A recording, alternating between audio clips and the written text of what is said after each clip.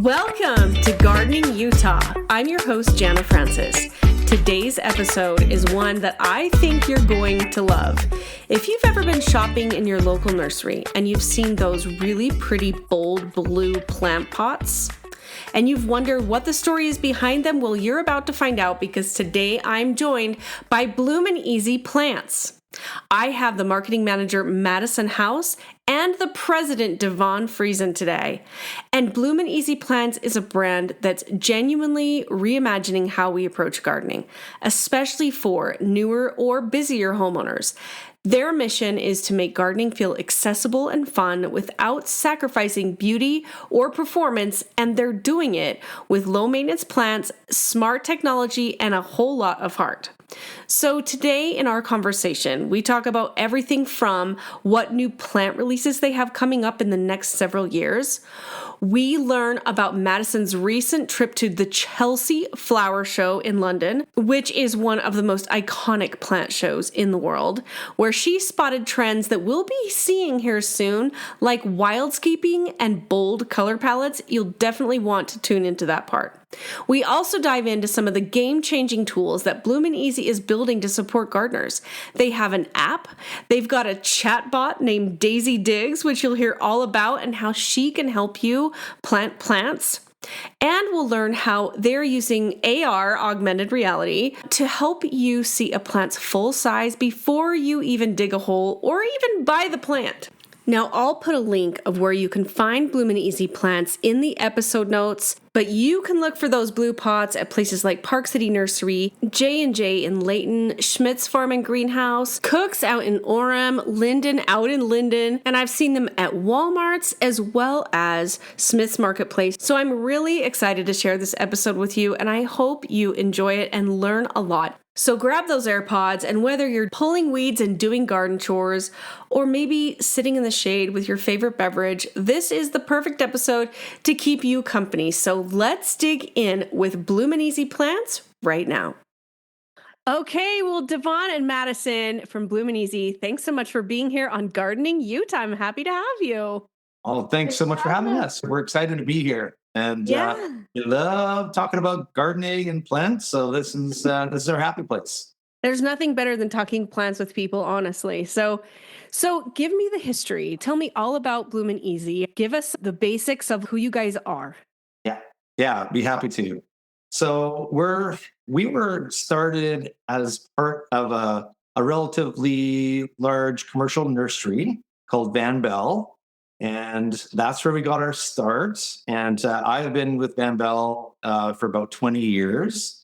Wow. And so got a bit of a history here. And about in 2010, around that time, we started to get access to some really cool new plants.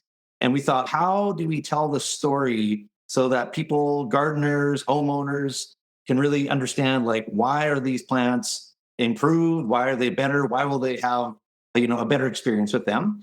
So we thought, okay, how do we tell that story? And then at the same time, we were seeing, I'm not sure if it was a new trend, but we were at least thinking a lot about how the level of knowledge when it came to gardening had really been kind of lowering over time. Less people knew about plants.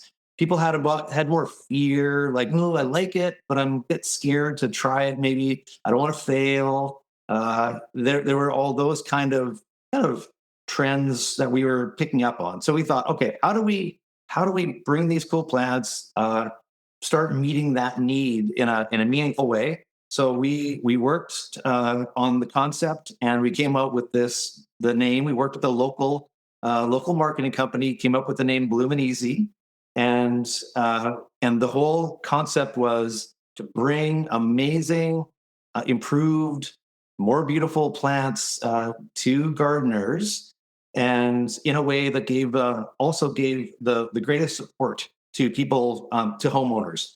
And so one of our key things that we started right from the beginning was providing care reminders. So people they buy a plant, they can sign up, and they'll get kind of automatic updates saying, okay, we're heading into the summer season. Here's how you water. Or when you first buy the plant, some people are scared to even, like, how big of a hole? Well, how do I dig a hole? And so we do a little video. And in the beginning, it was mostly me on the videos. Now it's mostly Maddie.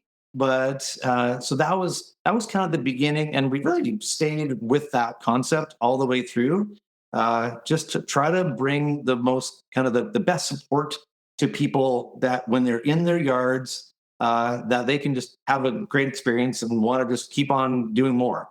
That's the nutshell. I love that you're utilizing technology to its best use because again, yeah, you'll be at the nursery, ooh, this is cute, that's cute. And then some gardeners get home and go, now what? Now Yeah. what do I do? And you're really kind of catering toward a beginner gardener, if you will. And also with improved plants, any busy homeowner that's a gardener that, may go, oh, this is a better variety of that salvia or whatever. Yeah, you're absolutely right. That's we do think about that beginner, novice, or somebody that has some level of at least interest, and we think like how can we just make their experience better?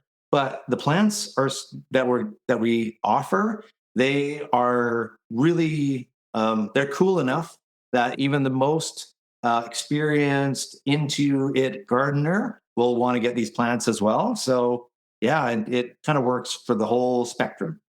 I love that. I've noticed also that your website is packed with information. Yeah, we actually this year launched our new chatbot, Daisy Digs, which we're really excited about. So you can ask her gardening questions, and she's backfilled with all of our information. So we stand by everything that she says. So actually, before we got on this call, I searched best plants for Utah, and she spit out a list for us. So it seems pretty on. She seems pretty on point there. Let's hear it. Do you have it in front of you? I do. I can read it to you. Yeah. So we have our private jet arborvitae, which is our fastest growing calmer evergreen, firefly, bush honeysuckle, a deer villa, a couple hardy hydrangeas. So one of our newest ones, Bouncy, that we're really excited about, doesn't flop. So I know you guys can have some ugly winters, same as us. So there's no breaking on the branches. It'll stay upright. And then, of course, pineapple pop rocks, Aspirea. This is one of my favorites. The really, really chartreuse foliage with the hot pink flowers. That one will do really well in your area as well. I love those. I think I saw a video of you, DeVonne, with that plant in the background, if I'm remembering right. Yeah, you probably did. Yeah, it is. Well, and it's a great example too, right? If for anybody who's done a decent amount of gardening, golden spireas, now they've been around for a while. But one of the problems is they usually look really great when you first buy them, early spring, nice and fresh. And then most of the old varieties, they really take a downturn relatively quickly and they start looking kind of dull and they just don't look that inspiring. So with pineapple pop rocks, the improvement is it keeps on looking amazing for a lot longer than the older varieties that used to be on the market. So it's one of those things where it's doesn't matter what level of gardener you are, you want a long stretch of like awesome interest in color, and pineapple pop rocks is one of those, and it can handle. I know that Utah has a real diverse zoning and conditions. So pineapple pop rocks is a perfect one for that because it can handle wet, dry, hot, cold. It can handle it all. So it doesn't matter where you are, you're going to do well with that one. Well, and if anything, it's just such a cute freaking name. Yeah, we do work really hard. Maddie and the team, all of our team of marketers, we spend time on this pretty much every day of the year. We're thinking about, what's a cool name? Because we're constantly trialing new varieties, bringing them into the program. So it's hard to come up with something that really tells the story and it's fun and that'll connect with people when they see it. Yeah, and it's available. Yeah. And is available. Yeah, that's a key. Well, and I'm what I get really into the different varieties of plants that are in my yard. So I like to have really cool little just plant, the names of the plant, right? Yeah. And so, and plus kind of for me too, to remember like, oh, that dahlia is this name or whatever. And so now I need this plant just because I want pop rocks on one of my labels. Oh, that's awesome. Love it. That's exactly what we're looking for. Yeah, we have again, we spend, because you have to be so creative, and the plant industry is actually a very creative industry. Uh, Entrepreneurs bringing new products to market, and it's amazing how many cool names you have out there when you start looking for it. And Totally. so it's a fun part of the job for sure. I love that. I love that. So when you mentioned improving plants, give our listeners a little bit of an understanding of what that means. What are you looking, and maybe even how you do it a little bit? Yeah, well, that's a great question. And again, we always come back to the idea of what's the experience for that homeowner, for that gardener. At the end of the day, that's what it's all about. If we can make that experience better in some way, it's going to, spread the love more, and it's going to help our industry, help our business, and just have more happy people enjoying this thing that we love. And so when we're looking for improvements, some of the obvious things, well, we want some new cool colors. Like we have a new dianthus, which we call Glamour Time, and it's from an American breeder, and it is absolutely stunning. I mean, there are a lot of dianthus on the market, but this one, it grows better than any we've seen. The flowers are this bright color of bubblegum pink Oh, that and there's lots of pinks out there, but this one, it really does still cut through, break through, and you see it and you go like, what is that? You look over there and you say, what plant is this? And how it fun. avoids the other problems that a lot of older genetics, older varieties have, where they split in the middle. This one does not split, and it grows just beautifully in the ground or in the pot, your choice. So those are some of the ways that we're trying to improve things, just trying to make it easier to have that incredible success. So and then the other things that we think about for anybody who has ever bought a house that was not a new house, but it's new to you, and you come in and there's an old landscape maybe that's been there for many years. So you might have just large overgrown shrubs, and you think, okay, how do I avoid that? So the shrubs that were the plants, whether it's flowering shrubs or evergreens or perennials, we're trying to find ones that grow health. They're very healthy, but they don't become huge. They stay more compact. So what does that mean? Well, less pruning, less care, and they just look great in their form much longer than some of the older varieties. So those are some of the things that we look for when we're looking for new attributes. I love that because, as an example, I've got some older salvia in my yard that was, I think, from my grandma's, and it's so vastly different from the newer varieties that you can get planted, and so it really does make a big difference.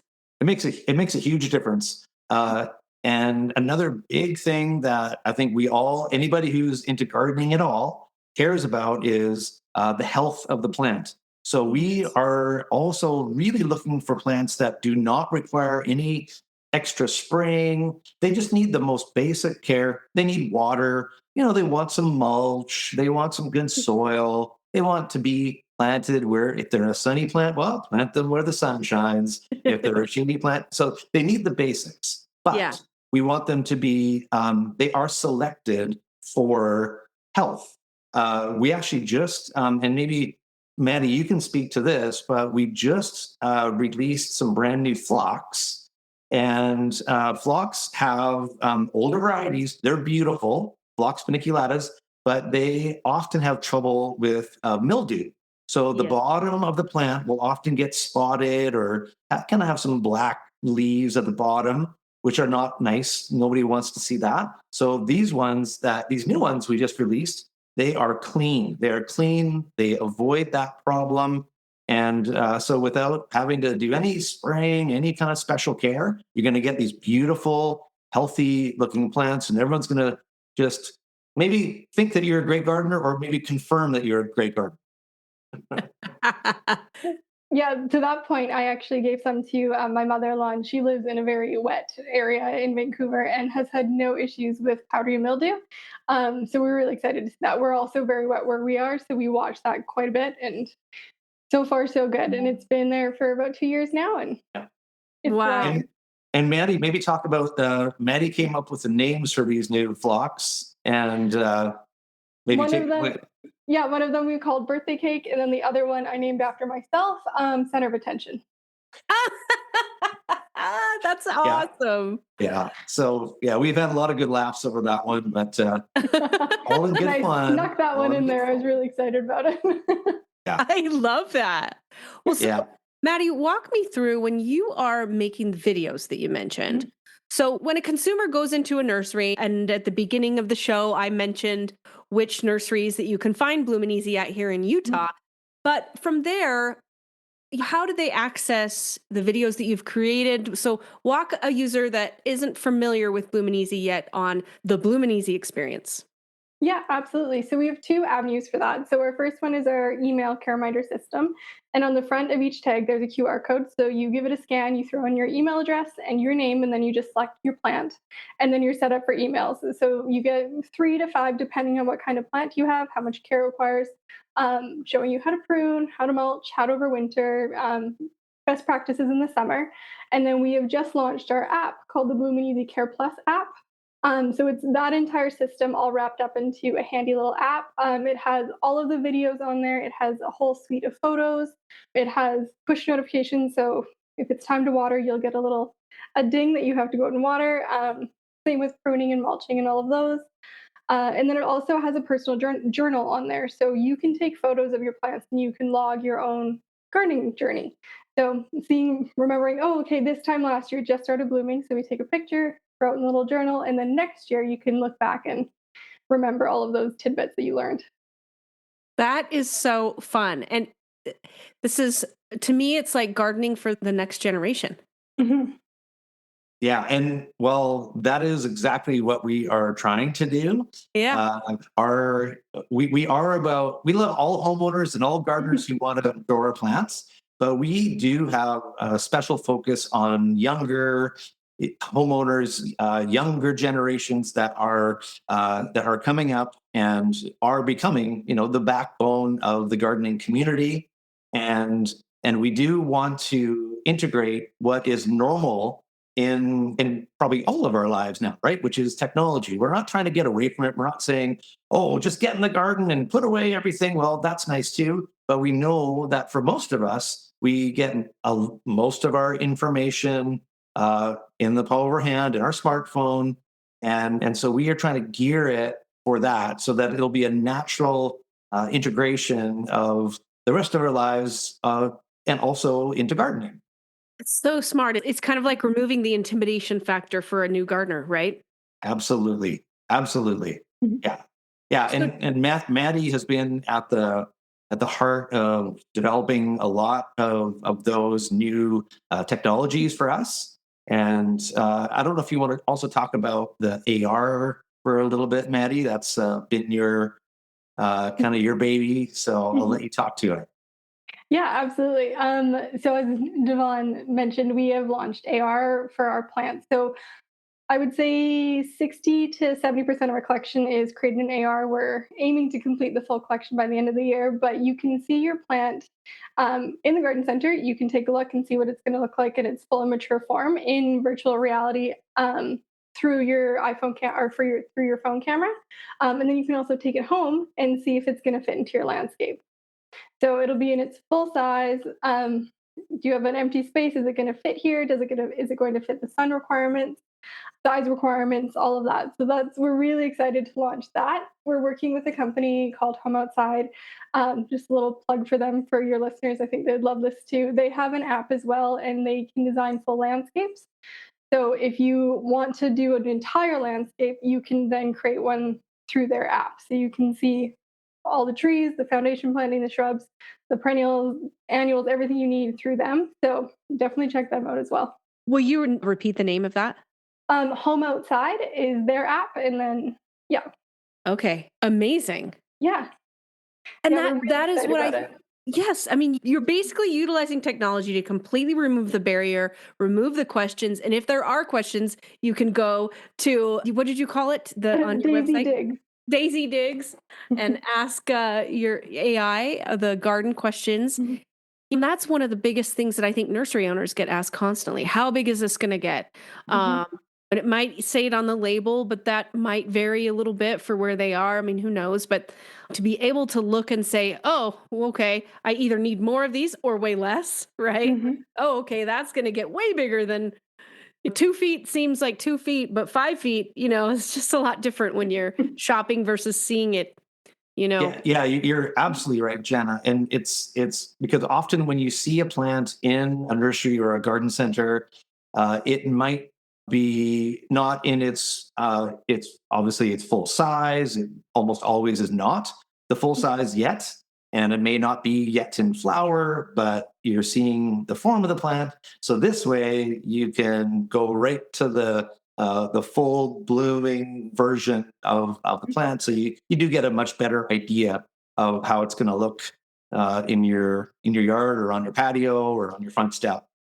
That's so genius. And I know that a lot of the varieties of plants you're looking for low maintenance, correct? Correct. Yeah. So what's new in the plant world? Do you have any like new fun releases plant wise that you're putting out there? We did actually just release a whole suite of plants on Friday for 2026 that will be in the growers' hands. So it will be in the consumers' hands in 2027, 28. But new for you guys that you'll be able to access here relatively soon, if not right now. I would say Bouncy Hardy Hydrangea is a big one for you guys. I talked about that one a little bit earlier, but it's the no flopping, great winter or great fall color that gets that hot pink. It doesn't get too big, so it only gets about 4 feet tall. So it's a nice size, especially for the smaller gardens. Um, Yeah, and maybe I'll jump in on that one, Maddie. I think it's a great one. So bouncy hydrangea, like Maddie says, compared to old varieties, and some of these are really beautiful, but they can get 8 to 10 feet tall. So some people maybe they like that, and if you have an acreage, maybe that's fine. But not everyone gets to have an acreage sized garden. So bouncy, it'll get to like Maddie said, 4 or 5 feet and then also older varieties at the end of the summer they would often just turn brown. The blooms Yeah. would just go from looking beautiful, and then all of a sudden it's like, ooh, those are brown. You want to get rid of them. They don't look nice. These bouncy and some of the newest varieties, they turn pink and red when they are aging into their classic colors, we say, or their antique colors. So again, even when they're sort of done blooming, you'll get another month of like beautiful colors compared to just the old school kind of brown spent blooms. So that's a perfect one to look for out in the marketplace. Bouncy hydrangea. Did I say that right? You did. yeah. My gosh, I can't wait. Yeah, and we called it bouncy because again, the stems are so strong that if you could imagine taking a blooming plant and kind of like pulling it down and then letting it go, it just bounces back up instead of breaking or falling. So Amazing. that's why we called it bouncy, and it's kind of a fun name. It's so fun. All your names are fun. I love it. Another really good one for your guys' area that's new would be firefly bush honeysuckle. This is a Deervella type, great for your area. There's no, or it loves soil that's honestly kind of crappy. Yeah. It does really well in environments where most things don't grow. And it has great color. It has the lime greens, the yellows, the reds. It has great, beautiful fall foliage. And then, of course, the bright, bright yellow little flowers that are pollinator positive. So I know everyone likes that. Yeah, Absolutely. and it is a native species, and but it also has some improvements over the original, where it just has a much nicer form and brighter colors. Oh, I can't wait to see it. And then the final one I would say for you guys is Private Jet. It's our new columnar evergreen. It grows, I'm going to mess this up, 20, how much does it grow per year, DeVonne? Yeah, it can grow 12 to 18 inches in a year. And it is definitely faster than some old varieties. So, and it still stays nice and full and lush. And, but you can create a privacy edge much quicker using private jet. And it's, private jet, we named it because, well, it creates privacy and it grows fast. And and it's like, it's the one private jet that everyone should own and feel no guilt about owning. Well, then I need 10 of them. I need You 10 deserve private it. jets. Yes, you deserve it. I have a lot of spaces that I need to fill for privacy. Yeah, it's a great one. That is so smart. I'm loving this. Okay. So that's what you've got coming up. Why don't you go over what are some trends you're seeing? Whether it's colors, whether it's the way people are gardening, what are some of the themes that you guys are seeing where the garden space is changing? Yeah. Well, Maddie, you were just in Chelsea, so you have some good insights into this one, I believe. Yeah, so I actually just got back from the Chelsea Flower Show in London, England. It was amazing. This is my second time going, and hopefully not my last. Wink, wink, DeVonne. But definitely the trends there, they're often years ahead of us. And so going there and seeing what's going on, it will eventually trickle down to us. The wildscaping is huge right now. Having more wild spaces, so less of the formal gardens, less of your traditional, you have 6 of these and then you fill them with the 5 of these and you do your thing. This is just an open space that is filled with just a hodgepodge of things that are going to be native to your area, pollinator friendly. We're also seeing this trend of future proofing your garden, so things that will be drought tolerant, heat tolerant, also pollinator friendly.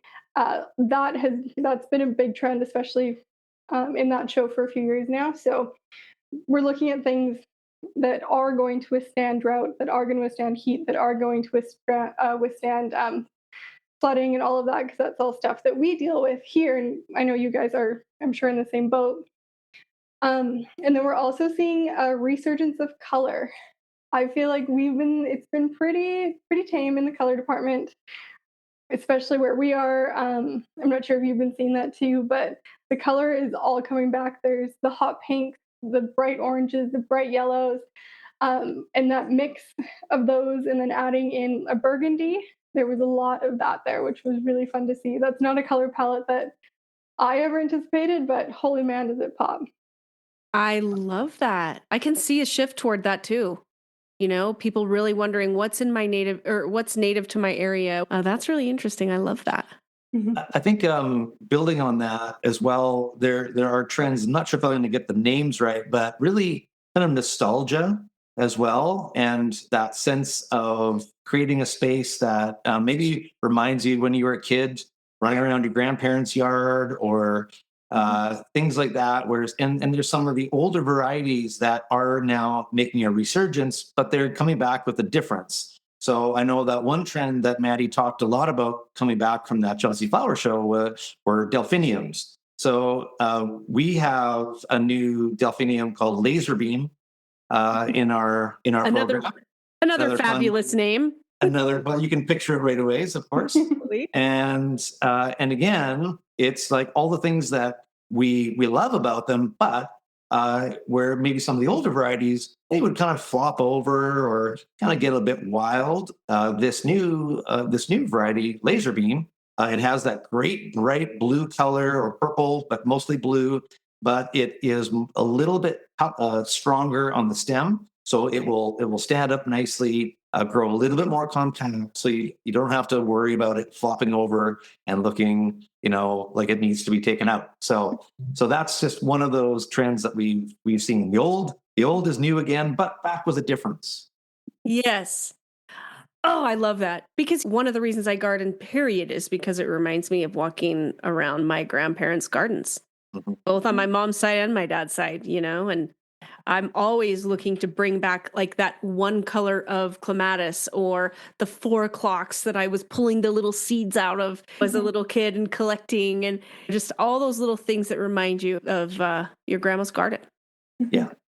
Those those good memories, the memories of comfort and safety and those kinds of feelings. We can be a part of recreating that. It's pretty cool. Totally. Okay. So personally, for both of you, all right. So I think I remember Madison mentioning that you did not come from a horticulture background. So it's interesting to me. Okay, how did you end up with these amazing careers at a phenomenal company? So tell me both of your stories there. Sure. So I actually did my undergrad in art history, and then I did my postgrad in marketing in London in the UK. And then I came back to Canada during COVID because everyone had to go home. So I was finishing up my master's, looking for a career, looking for a job, and this one came across my my computer, and I was like, okay. Well, I'm not a gardener, but my mom was a gardener, so I have a lot of knowledge through osmosis from her. It's right up my alley. There's a ton of creativity involved. You get to be on camera all the time and talk to people, which I do enjoy as well. So I applied for the job. Somehow they hired me. They might still be regretting that, but I'm still here 4 years later. I really just fell into it head first, and it's been a learning curve every single day. And there's so much knowledge from the people around me in this office that I've been learning from, understanding. And then every time I have a question, I call my mom, specifically about plants. Okay, so what do you know about this one, Mom? Like, tell me your thoughts. How have you used it? What applications have you used it in? So it's been a lot of fun, and it's been a whirlwind for sure. That is awesome. And just for the listeners to know, as I'm talking to Madison, her background is all plants. So she lives it and breathes it. I fully embrace. I love a theme, and I'm all in on this theme. Love it. All right, DeVonne, let's hear it. For me, I grew up with an appreciation of plants, but I think it was probably more the vegetable garden. My mom, we grew up on. I grew up on a little hobby farm.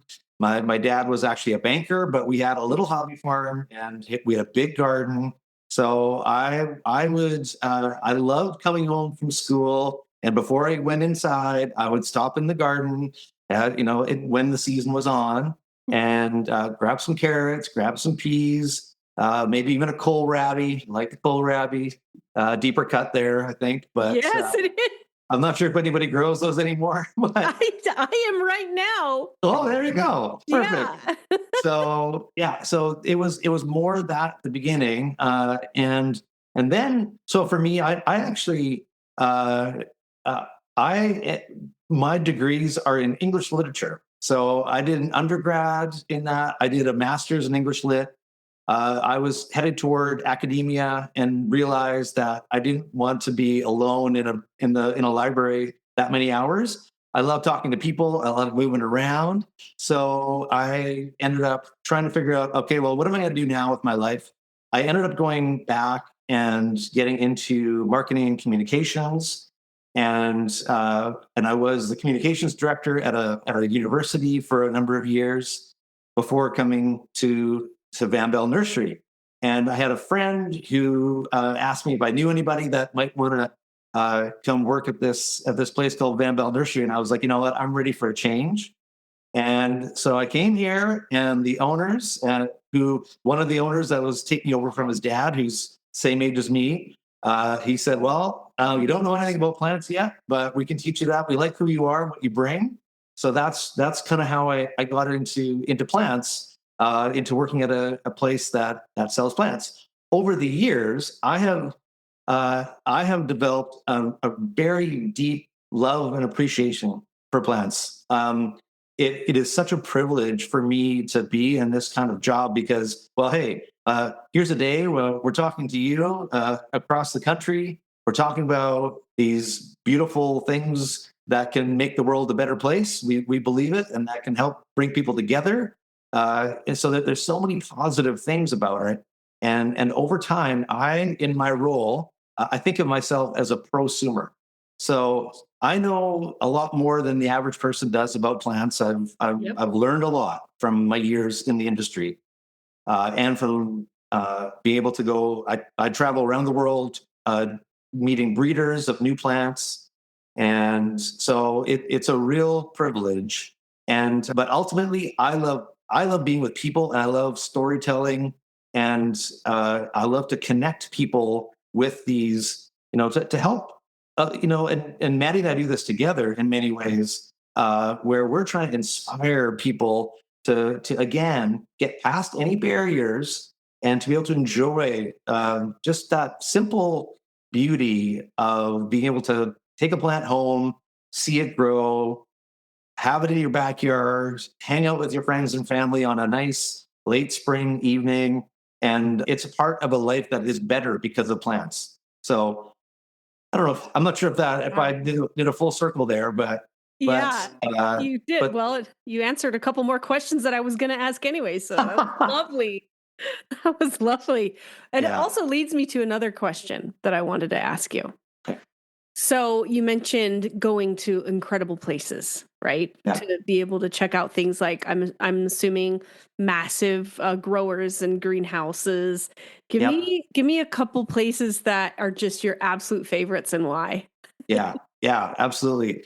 Well, I just returned from the Netherlands a few weeks ago, and if you've ever been there or seen the pictures, it is a plant-centric country. Many people, if not all, have some immediate connection with the plant industry in some form or another. If you're in Hollywood, well, you probably have some connection with acting or movies on some level, or someone. In the Netherlands, it's plants. It is the epicenter, in my opinion, of the plant world. Yeah. And so there's a lot of many generations deep of breeding, and these companies, these people that have grown up for many generations growing lavender or roses or you name it, tulips, of course, always tulips. Yeah. But it is so being there is really quite incredible to see what's really fresh and new, and you can see a lot. So if you're ever interested, and I know Maddie, a few years ago you went to Floriade there, which is really it is targeted at regular gardeners, not industry people. So it's to really see what is the newest when it comes to plants and beautiful ornamentals for your yard. So I would say the Netherlands is probably my favorite, but I also love. I've had a chance to spend a fair bit of time in France. There's a lot of good work being done there, and different climates, and actually probably parts of France would be closer to Utah than the Netherlands, where they've got a lot of sun and more extreme temperatures, I think. Yes. And then the other spot that probably has some application too that I really loved is Australia. So bringing plants, we are bringing a lot of plants over from Australia that will be a nice fit for the Utah landscape. So yeah.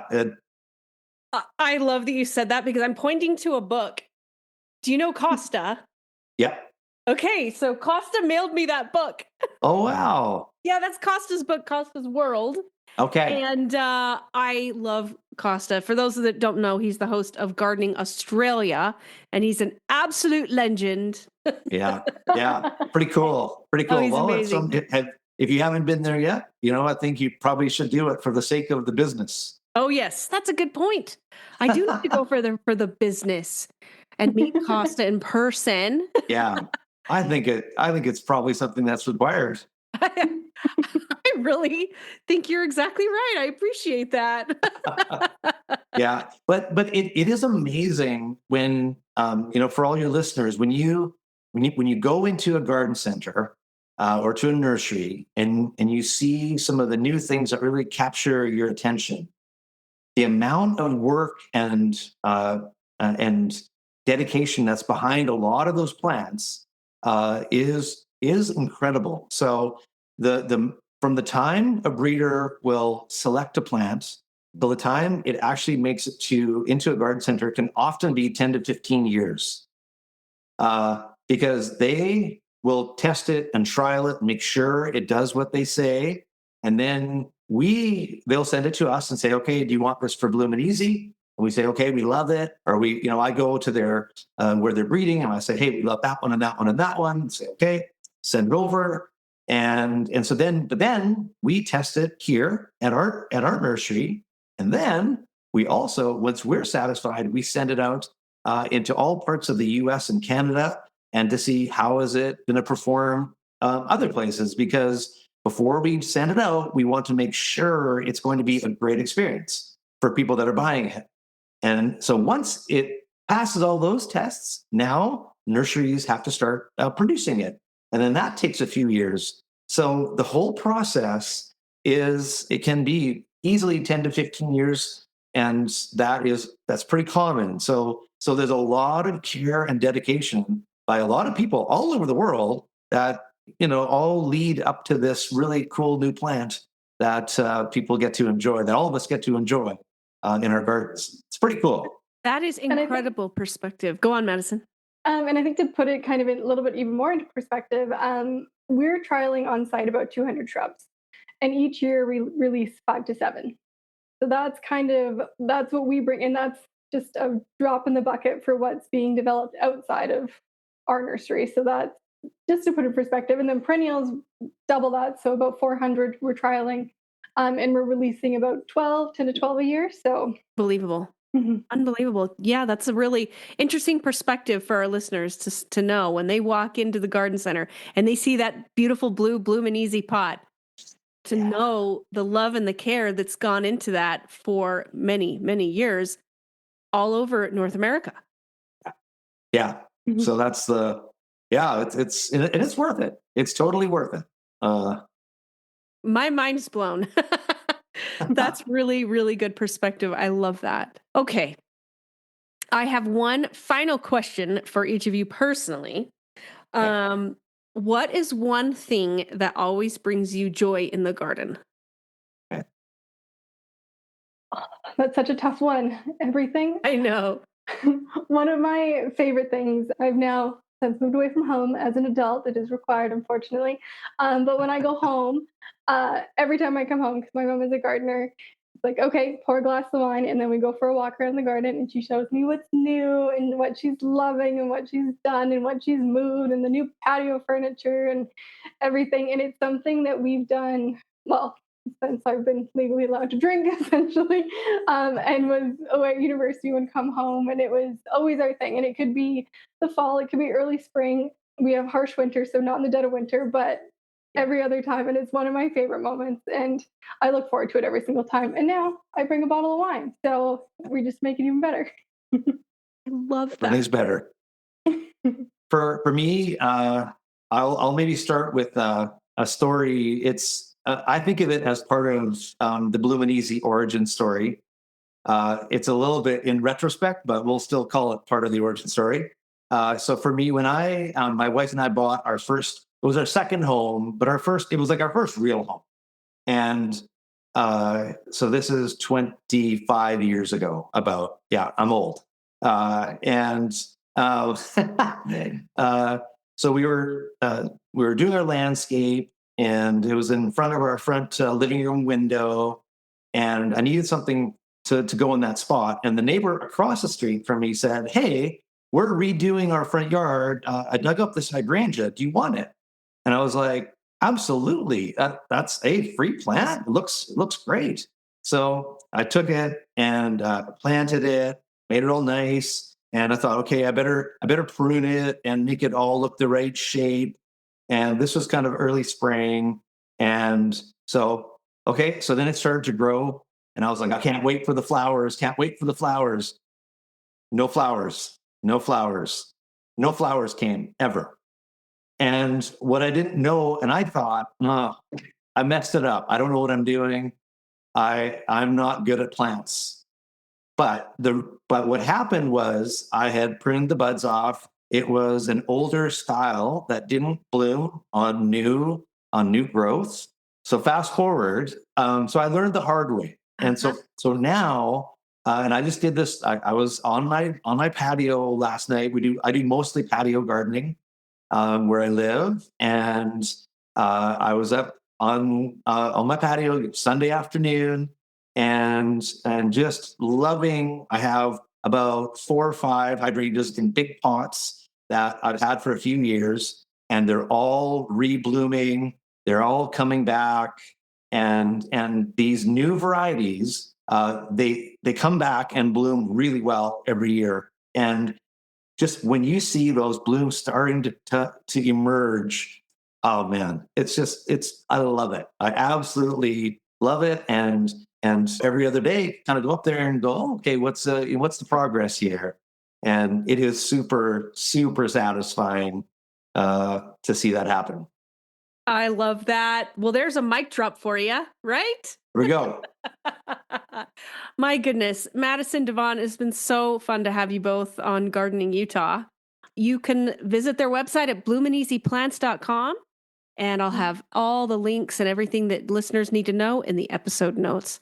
I can't wait to have you guys back here on Gardening Utah sometime. Thanks so much for having us. That was a pure pleasure, and we wish only the best for all the Utah gardeners. Well, that's it for today's episode of Gardening Utah. I hope you enjoyed this as much as I did. And huge thanks to Madison and DeVonne from Blooming Easy Plants for joining me and sharing such a fun and inspiring look into the future of gardening. If you've ever felt like gardening was a little intimidating or overwhelming, I hope this episode showed you just how approachable and enjoyable it can be. And be sure to tune in next week because I've got Kim Clark from Lambert Growers joining me. Yes, the same Lambert Growers that I'm always raving about here on the show. You can follow me over on Instagram at Gardening Utah, where I give a lot of behind the scenes, some bonus content, and garden inspo all week long. So until next time, keep growing, keep learning, and as always, grow big or go home.